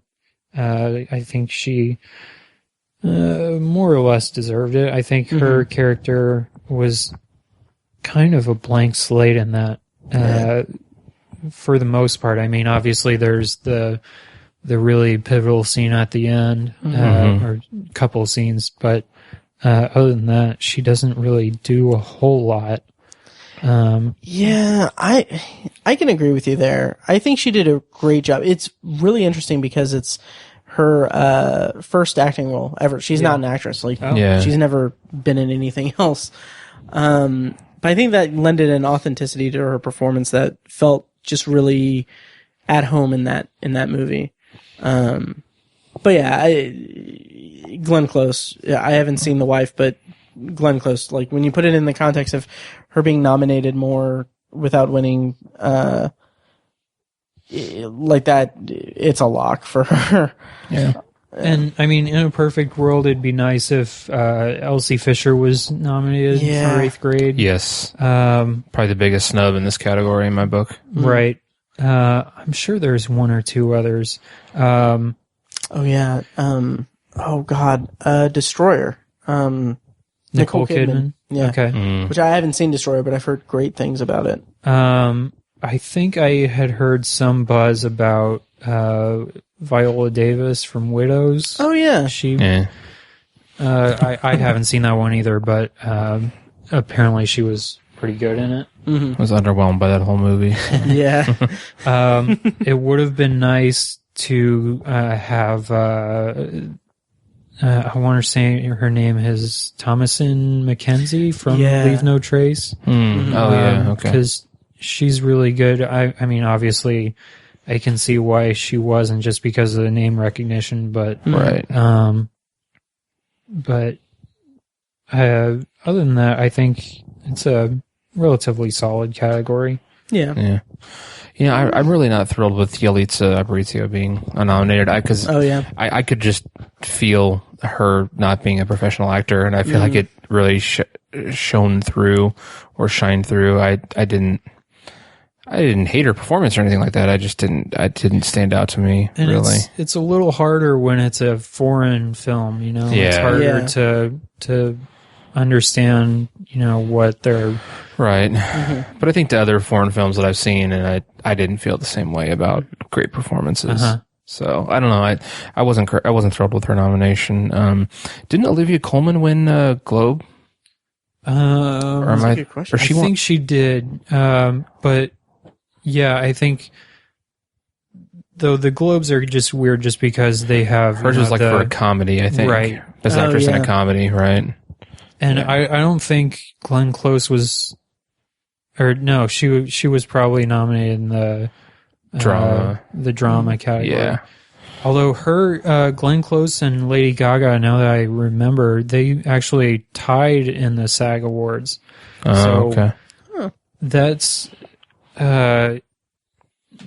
really the only drama here is just, Olivia Colman won the Globe, and Glenn Close didn't outright win the SAG Award, which, the SAGs is, how do you say this? It's the largest voting body of the Academy is the SAG Awards.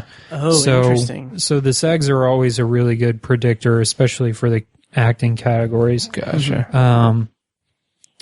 But yeah, I think just like we said, just based on her legacy, I think it'll still be Glenn Close.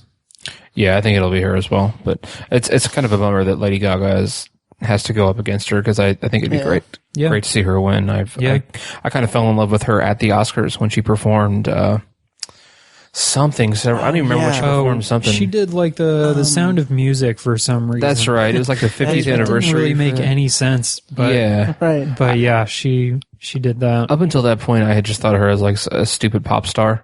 I had never really like heard her sing other than on the radio, and I just didn't have a high opinion of her. And then I saw that performance, and I was like, "Damn, she's really talented." And from that point forward, I've been a fan of hers in general. So, but yeah, I think Glenn Close probably has it wrapped up. Yeah. So I hope that Lady Gaga does more acting, takes more acting roles. Yeah. Because she did such a great job. Yeah. And this was pretty much, I mean, there's some criticism, I guess, about how she was essentially playing herself in A Star Is Born. Oh yeah. But even that, you know, she did really well. Yeah. There's especially Matt, you know what I'm talking about with when they sing "Shallow" together for the first time. That was really impressive from her standpoint. Totally. Oh yeah. So yeah, actor in a leading role. Let's see. So we've got Christian Bale for Vice, Bradley Cooper for A Star Is Born, Willem Dafoe at Eternity's Gate, Rami Malek for Bohemian Rhapsody, and Viggo Mortensen for Green Book. I haven't seen At Eternity's Gate, and I haven't really heard much about it either. What do you guys make of this category? Have you guys seen At Eternity's Gate? Nope. I haven't seen any of these, unfortunately. Oh, interesting. Ben, what do you make of the category then?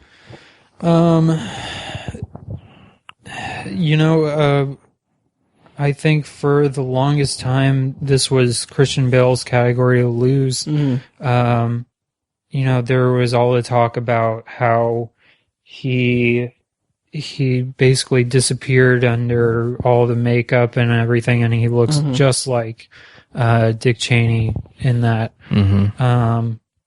And he did pretty well, I would say, in Vice. I was kind of underwhelmed by him, though. I think he was like he nailed the voice, but he didn't really get a whole lot to do.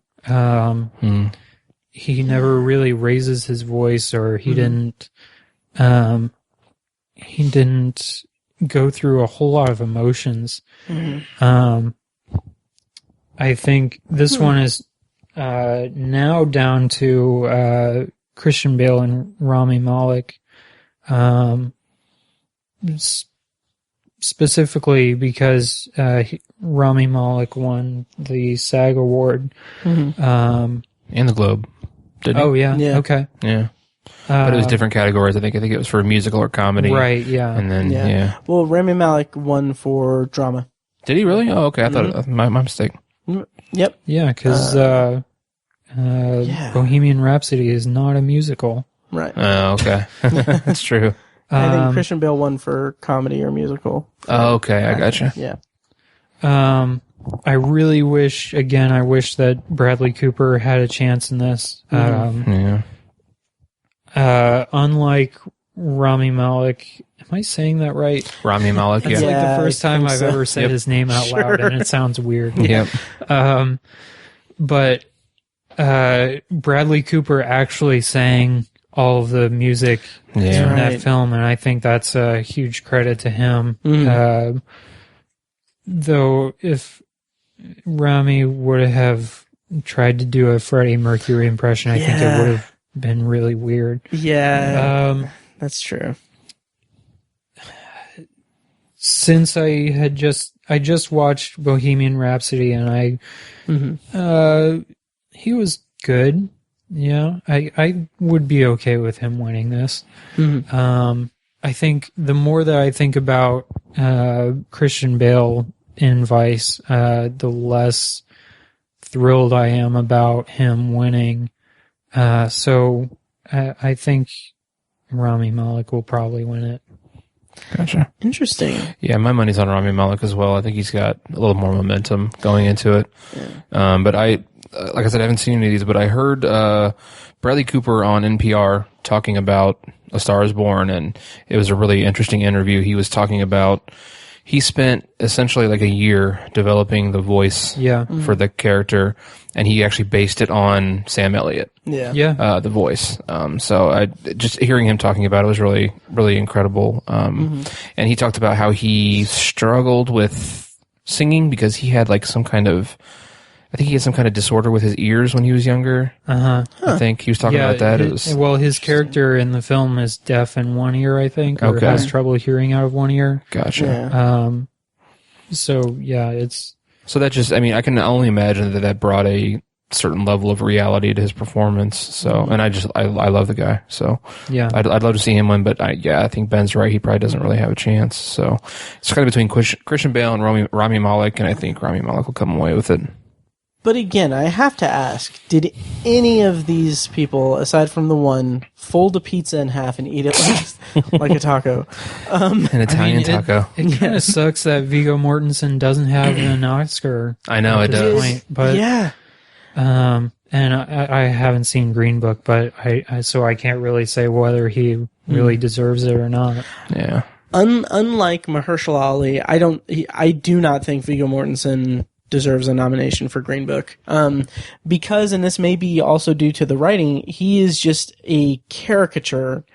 It would be his performance too, because he plays it as this kind of stereotypical Italian kind of accent. And it's so just bland, and he doesn't do anything interesting with it.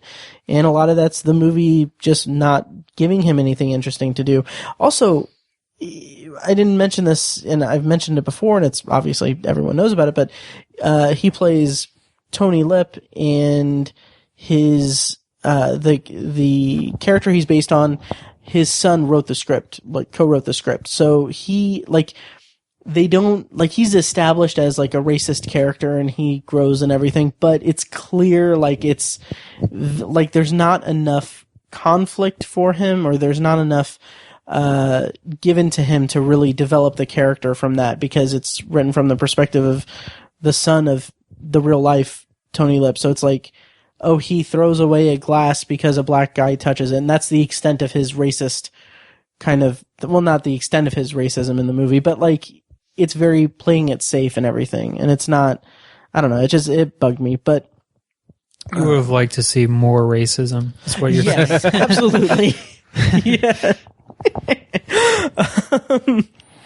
That's He's not wrong. I mean, that's what I'm kind of surprised that is it John David Washington? Oh, Black yeah. Panther? Yeah, that's a I'm snub. surprised he didn't get nominated. yeah, Snub for sure. I really Yeah. wish I really wish he would have been nominated. And I mean, unlike Willem Dafoe, I don't. People actually saw his film. Yeah. Yeah, exactly. Which I guess at Eternity's Gate he plays Vincent Van Gogh. Okay. So I know mean, he did one film about Van Gogh at some point last year. I wasn't sure if that was it. but yeah, to your point, Ben, about Christian Bale, like you're absolutely right. Like I just realized when you were talking about him in Vice, like he's not given much to do. Like you said, like it's more, and I think that's indicative of the problem with the movie itself, is that it's more just showing us, showing us a story as opposed to telling us, or like really showcasing him as a character. He's the focal character, but it's more of a platform to show for Adam McKay to kind of show off his style and kind of do an overview of the administration rather than really digging deep into the character of Dick Cheney, even though they tried to as much as they could, but I don't know. But I would pick probably, I think Rami Malek will get it, and I don't think it's undeserved because I think he did a fine job, and like I talked about in a previous episode, like he has like the prosthetic teeth and everything, and like just him acting in, like he really sold me on his performance.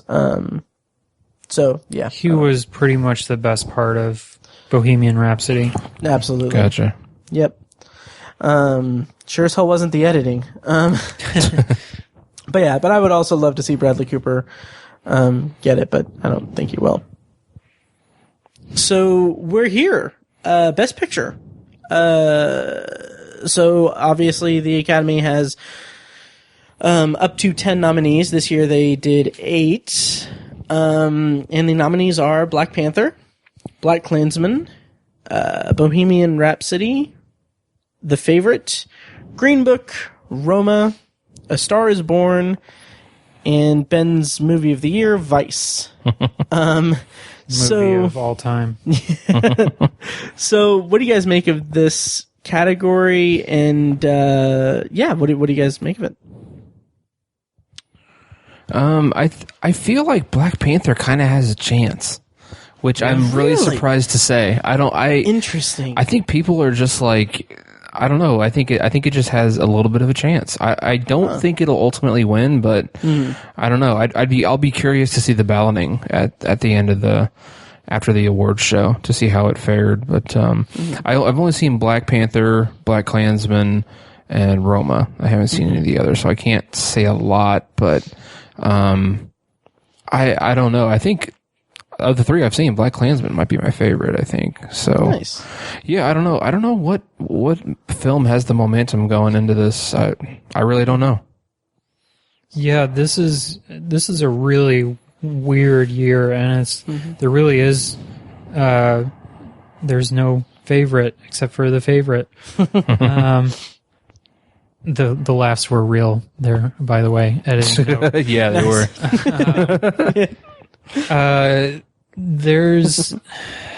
I mean, like I said, I think maybe a month or two ago, A Star is Born was the front runner. Now, I don't know. I think it's probably Roma or maybe Black Klansman. Okay. There was an article that I saw, I think it was on Slate, where they ran down each of the Best Picture nominees, and they they talked about all of the knocks against each of them.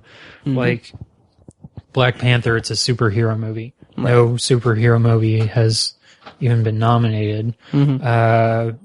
Bohemian Rhapsody got really bad reviews. I think it's like the worst Rotten Tomatoes score of any Best Picture nominee ever. Wow, maybe? that's crazy. Or one of the lowest. I never really pay attention to the Rotten Tomatoes or anything like that, so I don't know for sure. But it just wasn't well received, basically. Same with Green Book. Not to mention, like, well, I guess to backtrack to Bohemian Rhapsody, there was the whole Bryan Singer thing. Yeah. Which is not great. I'll go on the record and say that. Yeah, that hurts it. Green Book, there's a couple controversies about that. Apparently, what's the Mahershala Ali's character's name? Don Shirley. His family has said, like, some of the parts of it are inaccurate. Yeah. Or just didn't happen. I think that they liked his performance, but they basically said the movie isn't an accurate representation of him. Okay. Yeah. I think. So I mean, plus that, and it's one of those films where it's a story that's more or less been told before. The Favorite, it's a female-centered film, and the only female-centered film that has ever won Best Picture is All About Eve, which was back in like 1950 something. Yeah. Wow. Wow. So I don't, as much as it sucks that that's the reason why it won't win. There's that. A Star Is Born, I mean, like I said, it just hasn't had any momentum. Plus, I think there's only been 2 times, I think, when a film has ever won Best Picture and not been nominated for Best Directing and Best Editing. Yeah. And it didn't get nominated for editing. Which I didn't realize that editing was such a predictor for Best Picture, but Yeah. Yeah, that's interesting. Huh. So that's really the only thing that's working against A Star Is Born, that and just the lack of momentum. Yeah. Vice, again, just wasn't really well received, plus it's just a mess. Just the way that it was directed, and it wants to be like 6 different movies, and not all of them are great. And really, it's just Christian Bale and Amy Adams, and not much else working for it. Roma, it's a Netflix film, is really the only that, and it's a foreign language film, and I don't think any foreign language film has ever won.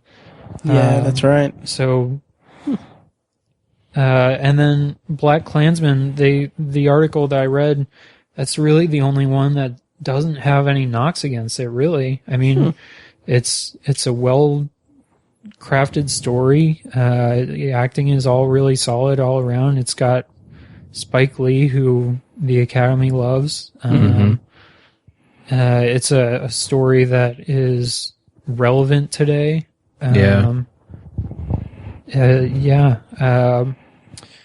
But I still don't feel confident enough to say that Black Klansman will win. I think it's going to be Roma. Interesting. And I can't really put my finger on why, other than it's just a really great movie. Despite the fact that it's a Netflix film and a foreign film. I think it can overcome those things and still win.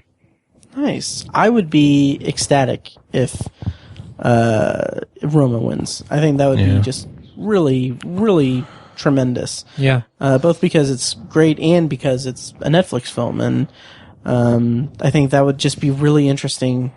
But I don't see the Academy shaking things up that much. Well, I think back to the year of The Artist, when that won a bunch of Oscars, and that was kind of a downer year.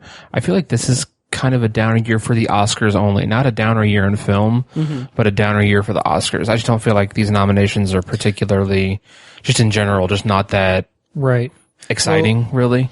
I think this may be a sidetrack, but I feel like 2018 was not a bad year for movies, but like 2017 was like great. Like I loved almost all of the Best Picture nominees. Right.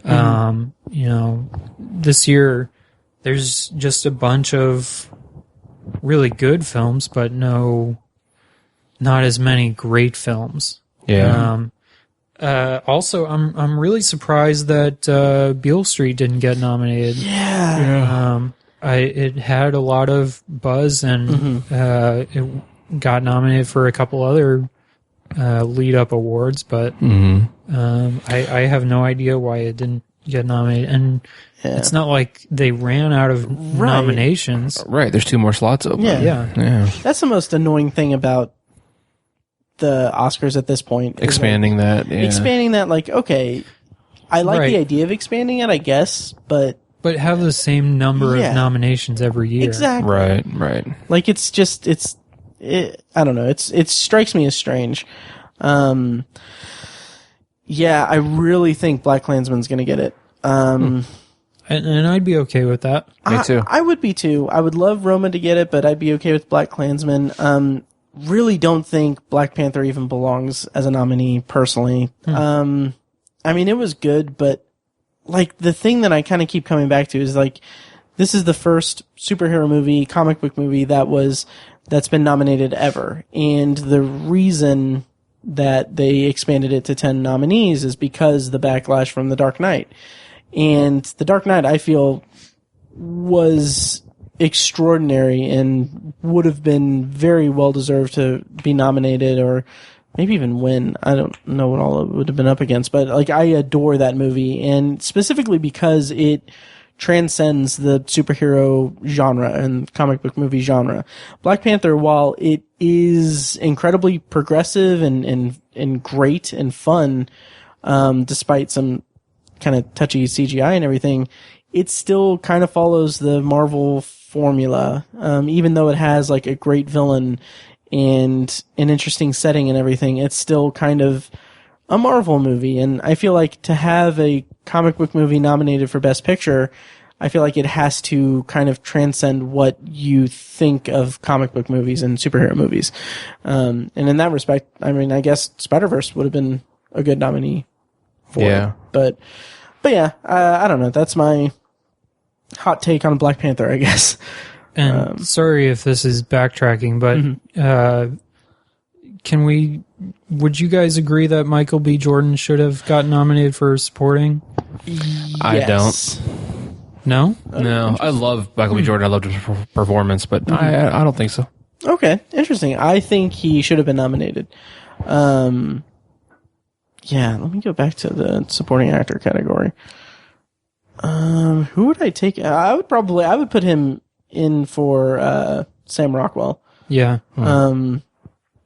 Because again, that's the more I think about Vice, it's like you said, Ben. It's basically he's doing a Will Ferrell impression, which that would have been interesting to see Will Ferrell in that role. Given that, I mean, it would have been too distracting. Well, it was directed by Adam McKay, exactly, who he's worked with before. So absolutely would have been a great if they wouldn't have said who was going to be in it. Right.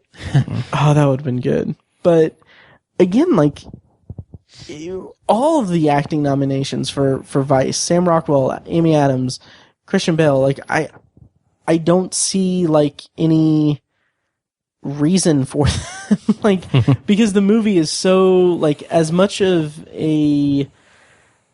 it seems to be an actor movie, like Christian Bale transforming himself to become Dick Cheney essentially, it's not an acting heavy movie. Like it doesn't have like the nuance to the characters or anything that would bring out really great performances. It's all surface level, and it's I don't know. Michael B. Jordan would have been a good nominee, I think. Above him, I would have rather seen. I was just thinking about movies from this year. I would have rather seen like Rafael Casal from Blind Spotting. Yeah. Nat Wolff from Hereditary. Alex Wolff. Alex Wolff, whatever. Friend of the show, Alex Wolff. Yeah, well, they're twins. Or the dad. Are they twins? Yeah. Oh, okay. They're twins. Yeah. The dad from 8th grade. Mm-hmm. Yeah. Josh Hamilton. Josh Hamilton. I would have rather seen them nominated over Michael B. Jordan. Just saying it. Yeah, and I would have loved to see Daveed Diggs get a nomination for Best Lead Actor. Mm-hmm. Should have nominated for score, Blind Spotting. Yeah. God, that great music in that movie. Anyways, tangent. Yep. Let's see. So those are the nominees. Yeah. Let's see. I'm just looking to see if. Oh, they're not twins. Oh, I thought they were. No, Alex Wolff is 3 years younger. Whatever. Yep. They look like twins. Friend of the show, Alex Wolff. So anyway, so those are the nominees. We are going to. I don't know how to transition from that. Send all your hate mail to all of us here. Ben, are you on social media? I am on. I'm not on Twitter and probably never will be. I have an Instagram at Ben Sears Photo and at Ben Sears Film. It's just my film work. So nice. Yeah, and 35 millimeter. Sweet. And I forgot to mention your photography and everything. When we talked, you said like if it comes up organically. These movies are really good and like they're good motion pictures. And speaking of pictures, Ben, no, I've seen a lot of your photography on Facebook and stuff, and just really great stuff. I really like it. Where can people find your photography stuff? My website is bensearsphotography.com. Sears as in the failing retail giant. And yeah, like I said, on Instagram, Ben Sears Photo and Ben Sears Film. Sweet. I mostly do weddings, but really I'll do a little bit of everything. So awesome. He took some great candid shots of when I proposed to Paige. Oh, wow. Yeah. Yeah, I did. Yeah. Those were great. Mm-hmm. Yeah, and I photographed your nephew last year. Right. Yeah. I forgot about that. So, yeah. Yeah. Well, later this year, I'm going to definitely reach out to you to have some Christmas cards made up for me and me and pizza. Sure. Glamour shots. Glamour shots. Okay, so yeah, we've ran kind of long, so you should probably wrap it up and forego potpourri unless you want to throw something out there that you've watched or anything. You can save it for next time. Perfect. All right. Well, thank you so much, Ben, for coming on the show and paying us money and taking pictures of Tiny's nephew. And just playing the long game there. Yeah. Nice. This has been a blast. It's been awesome to have you here in the Obsessive Viewer Studios, which is a legit studio and not just a shitty little apartment in outside of Speedway. So once again, Ben Sears on social media, Ben Sears Photography on Instagram, Ben Sears Photo. There Ben Sears Photography on Facebook. Perfect. Or you can just go to my website, which has links to all of those. Perfect. Yeah. Yes. And then also on Letterboxd at Ben Sears. Yep. So check out his reviews there. Next time on the podcast, I don't know what we're really going to do, but thank you once again for coming on. And thanks for having me. It's been a lot of fun. Yeah, thanks, man. Absolutely. And anything else, Tiny? Or? I don't think so. All right, cool. Well, thank you guys so much for listening, and we'll see you next time. Thanks.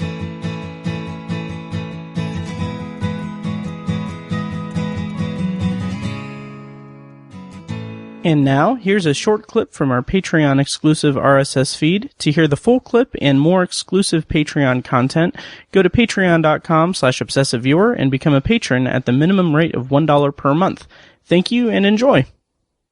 Because I felt like that was just such a dumb joke. No, believe it or not, in high school, there was a group of guys who they would call me Lazarus. This was back when Lazarus was still a store for all you 90s kids. Oh, wow. And so, I mean, that was one of the options, so, you know. Wow. You're not an original jokester. Yeah. I forgot that Lazarus existed. Yeah, that's been out of business for a while, I think. I'm surprised it didn't come back. God damn it. Lazarus. Yeah. We have company, Max. I know. Uh-huh. I know.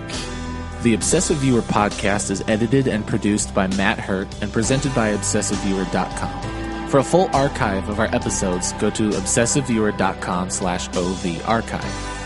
You can also like our Facebook page and join the OV Facebook group at Facebook.com/TheObsessiveViewer. And follow us on Twitter at ObsessiveViewer and at ObsessiveTiny. And follow our recurring co-hosts at I am Mike White, that's me, at R.A. Feckus, and at Burger_Lurker. If you enjoy the show, please take a couple minutes to leave us a rating and a quick review on Apple Podcasts. This is the easiest way to support what we do, and all it costs is a little bit of your time. If you'd like to donate to the podcast, you can make a PayPal donation at obsessiveviewer.com/donate. Or support us on Patreon for recurring donations and access to commentary tracks and B-roll audio recorded exclusively for patrons at patreon.com/obsessiveviewer. Every donation goes toward paying the fees to keep the podcast running and is greatly appreciated. For official Obsessive Viewer merch, including shirts, mugs, phone cases, and more, visit our TeePublic store. You can find a link to the store in the show notes of this episode and at obsessiveviewer.com/donate. Or you can simply search for Obsessive Viewer at teepublic.com, T-E-E, public.com. For information about our annual live event showcasing short horror films from local filmmakers, check out shocktoberInIrvington.com. And for an archive of all our events, as well as news about potential future events, head over to obsessiveviewer.com/live.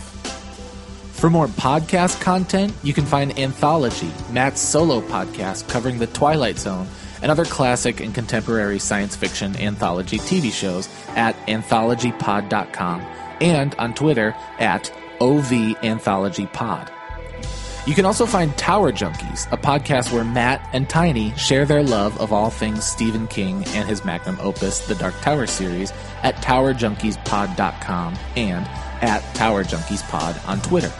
And finally, check out The Secular Perspective, Tiny's side project podcast, which tackles current events and life's big questions from the perspective of secular hosts Chad and Amanda at thesecularperspective.com. The theme music for The Obsessive Viewer comes courtesy of the band Loudlike from their EP Mistakes We Must Make. Additional bumper music is provided courtesy of As Good As It Gets, which can be found at facebook.com/asgoodasitgetsband. Thank you so much for listening, and we'll see you next time. Kitty. Hi, I'm Matt. And I'm Josh. And this is You're Gonna Love This Or Not. You know, one of my great pleasures in life is to bring people down into my basement and subject them to a terrible, terrible movie that I hope they might like. One of my great joys in life is to come to the Subterranean Fun Pit, watch a movie that Matt is convinced I'm going to love, and then tell him about how much I hate it. So we've got a long list of movies to go through, and every month we're going to come on and have Josh watch a movie, talk about it a little bit, and see where it falls in the great pantheon of terrible movies. And I'm pretty sure by the end of this, I'm going to develop some form of Stockholm Syndrome. Well, anyways, this is our podcast. Have fun listening to us. And as always, Matt, you're a son of a bitch. I love you, Josh.